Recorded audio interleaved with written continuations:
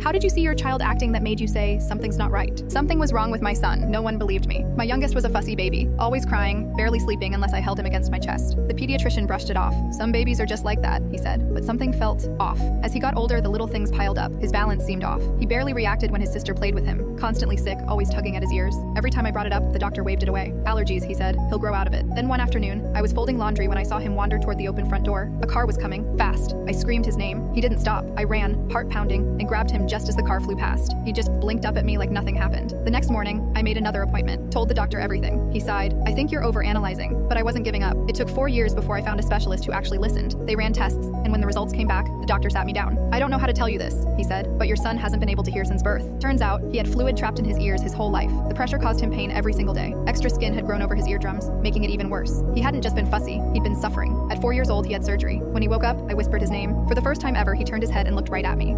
I made $500 by accidentally becoming a wedding crasher's wingman. I was working as a waiter at this fancy hotel when this guy in a perfectly tailored suit walks up to the bar. He looked nervous and kept checking his phone. Something felt off, so I kept an eye on him. The way he scanned the room reminded me of those nature shows where a zebra knows it's in the wrong territory. He ordered a drink and whispered, "I'm not supposed to be here." I laughed and said, "Yeah, I figured." "Which wedding?" He pointed to the Hamilton reception and admitted he was trying to impress a girl he met last week who said she'd be here. His voice had that desperate "please help me" tone. Instead of busting him, I had an idea. "Order the salmon," I told him. "The chicken is dry, and the bride's family is sitting on the left. They're all wearing blue. The father of the bride loves talking about his boat collection." His eyes lit up. He slipped me a $50 and said, "Keep them coming." Throughout the night, I fed him little details about the wedding while he smoothly worked the room like he belonged there. Near the end of the night, he came back grinning. The girl had given him her number. He handed me another $450 and said, "For the best service ever." 2 years later, I got a generous tip while working another wedding. I looked up and there he was, this time as the actual groom. He winked and said, "Still ordering the salmon." The bride next to him was the same girl from that night. Sometimes the craziest decisions lead to the best stories. She said, "I'm not ready for marriage. Let's date other people but stay together." I replied, "Great idea." What she discovered about my new dating profile made her delete hers immediately. Last Monday night, I'm sitting at the kitchen table with pad thai and a beer, celebrating finishing a big project. My girlfriend of 4 years, Claire, sets down her fork with that face, the "we need to talk" face. My heart dropped. I thought she was about to pressure me about a ring. Instead, she goes, "I love you, but I feel trapped. I think we should open our relationship." I just stare at her. "Open what?" She smiles like she's announcing some TED Talk. "It's modern, it's healthy. My therapist says it could make us stronger. And if I say no?" I ask. She shrugs, nails tapping her glass. "Then maybe we're not meant to be." 4 years. And she was ready to toss it for Ryan the barista, or whoever she thought was waiting. So I smiled. "Perfect, let's do it. Starting tonight." She looked shocked, then lit up like a kid on Christmas. Downloaded 3 dating apps right there. Asked me which photos to use. I helped her pick the blue dress pic from her friend's wedding. She kissed me. See? We're so mature. Then she went to bed happy. I stayed up making my own profile. By Wednesday, she's glowing about a deep barista named Ryan. I say that's great while texting Emma, 28, who got dragged into the same mess by her ex. Total vibe. Claire asks what I did that night. Had sushi with Emma? Her smile cracks. Already? Well, yeah, this was your idea. Why waste time? By Thursday, she brags about 30 matches. I tell her I stopped counting after 50. She drops her spoon. Saturday, I meet Emma at the farmer's market. We laugh for 3 hours. Roast a guy selling healing crystals. Buy honey we don't need. I post 1 photo, 2 coffees, our hands in the shot. Claire's phone must have blown up. Who is she? Why would you post that? Everyone's asking. When I get home, she's pacing. She's younger, prettier, more successful, isn't she? This isn't a competition. Yes, it is. Then Sunday night, she finds out one of my apps has reviews, and mine are glowing. Actually looks like his pics. Funny, respectful, would date again. And the dagger. His girlfriend's an idiot for letting him go. That broke her. Monday morning, she sits across from me, red-eyed. Let's close it. Just us. Forget the apps I scratched Diesel, my 70-pound pit mix, while sipping coffee. Already did. With Emma. Her face drains. What? I deleted the apps. Emma and I are exclusive. She completely unravels, screaming, throwing a plate, crying, then raging. Diesel runs to the bathroom. Next day, her mom calls me, yelling I ruined her daughter's life. Her sister DMs me saying I should have fought for her. Meanwhile, Ryan the barista ghosted her after 2 dates. Turns out he had a girlfriend. So Claire gets desperate, shows up at Emma's office, pretending to be her sister with a family emergency. Security has to drag her out while Emma tells her, "You can't steal what was already given away." That night, Claire tries love bombing me. My favorite dinner, my playlist, the dress I'd bought her. "Remember this song?" she asks, swaying. "Yeah, we danced to it in your old apartment. We were so happy." "Were we? Or were you already thinking about Ryan?" She cries harder. "I was scared. Marriage is forever. So is disrespect." By Friday, her dad and brother come to move her into a shoebox studio. Her brother shakes my hand before leaving and whispers, "She always thinks the grass is greener." Claire stands in the doorway, eyes red, one last try. "I loved you." Yeah, past tense. She leaves with a couch, a couple bags, and 0 dignity. Now she's broke, telling anyone who'll listen that I manipulated her into it. Nobody's buying it. Ryan's gone. The dating pool isn't what she thought, and she's stuck paying triple rent for a studio she can't afford. Me? I've got Diesel, Emma, and peace. Claire wanted options. She ended up with none. Have you ever lied to a teacher and actually made it worse? My friend texted during lunch that our English presentation was today, not next week. I'd barely started it. Panic hit as I realized this presentation was 25% of our grade, and my parents would kill me if I failed English. In desperation, I edited an old doctor's note from my phone, changing the date. When I showed Ms. Roberts, she seemed skeptical but accepted it. I thought I was safe until she said, "Your mother called this morning asking about the homework due next week. Funny, she didn't mention your appointment." Instead of coming clean, I doubled down. Said Mom probably forgot because she's been so busy. Ms. Roberts just nodded slowly, typing something on her computer. The next day, the school counselor pulled me from class. Turns out, Ms. Roberts was worried about my home situation. Thought my parents were too overwhelmed to keep track of my medical appointments. She'd scheduled a parent-teacher conference to discuss support options.